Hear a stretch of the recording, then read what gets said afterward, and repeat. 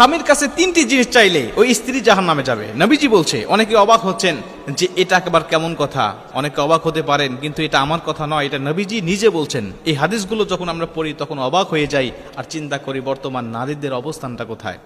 নবীজি সাল্লাল্লাহু আলাইহি ওয়াসাল্লাম বলছেন, কোন নারী যদি তার স্বামীর কাছ থেকে এই জিনিসগুলো চায় তাহলে আল্লাহ পাক তার জন্য জান্নাত হারাম করে দিয়েছে, জাহান্নাম ওয়াজিব করে দিয়েছে। এর মধ্যে প্রথম নম্বরে রয়েছে যেই নারী বিনা কারণে স্বামীর কাছ থেকে তালাক চায়। হযরত সাওবান রাদিয়াল্লাহু তাআলা হাদিসটা বর্ণনা করেছেন। তিনি বলছেন, রাসূল সাল্লাল্লাহু আলাইহি ওয়াসাল্লাম বলছেন, আইয়ুমা ইমরাআতিন সাআলাত যাওজাহা তালাক ফি গায়রি মা বাআত হারামাল্লাহু আলাইহা রাইহাতাল জান্নাহ।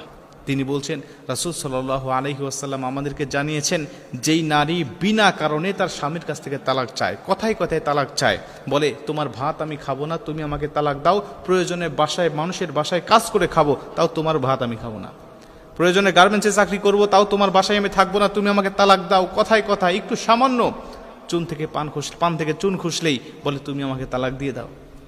নবীজি বলছে, এরা জান্নাতে তো যাবেই না, রাইহাতাল জান্নাহ, এবং জান্নাতের সুঘ্রাণ পর্যন্ত সে পাবে না। এই সাওবান রাদিয়াল্লাহু তাআলা আরেকটি বর্ণনায় বলছে, অথচ নবীজি বলছে একটা মানুষ যদি 40 বছর দ্রুতগামী ঘোড়া নিয়ে যদি দৌড়াইতে থাকে, এত দূর পর্যন্ত জান্নাতের সুঘ্রাণ ছড়াইতে থাকবে, অথচ এই নারীকে কত দূরে রাখা হবে জান্নাত থেকে যে ওই নারী জান্নাতের সুঘ্রাণ পর্যন্ত সে পাবে না। এজন্য মা বোনদেরকে বলতে চাই, কথায় কথায় তালাক চাওয়া এমন জঘন্য অপরাধ, এমন পাপ থেকে অবশ্যই আপনাকে বেঁচে থাকতে হবে। স্বামীর কাছ থেকে কখনো তালাক চাইবেন না।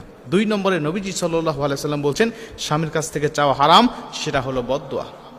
বদদোয়া চাইতে পারবেন না। অনেকেই বলে, তুমি আমার জন্য দোয়া করো যেন আমি তাড়াতাড়ি মারা যাই, তোমার মুখ যেন আমাকে না দেখতে হয়, অথবা আমার মুখ যেন তোমার না দেখতে হয়, তুমি দোয়া করো যেন আমি খুব দ্রুত মারা যাই। নবীজি বলছে, মৃত্যু কামনা করা, মৃত্যুর জন্য দোয়া চাওয়া, দোয়া কামনা করা, মানুষের কাছ থেকে দোয়া চাওয়া বা নিজে দোয়া করা, এটা হারাম, এটা করা যাবে না।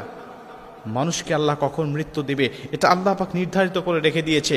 মৃত্যু কামনা করা, অনেকেই অনেক কষ্টের মধ্যে পতিত হয়, মনে এতই কষ্ট, আল্লাহ পাকের কাছে বলে, আল্লাহ এত মানুষকে চোখে দেখো, তুমি আমাকে চোখে দেখো না, এত মানুষ মারা যায়, আমি কেন মারা যাই না?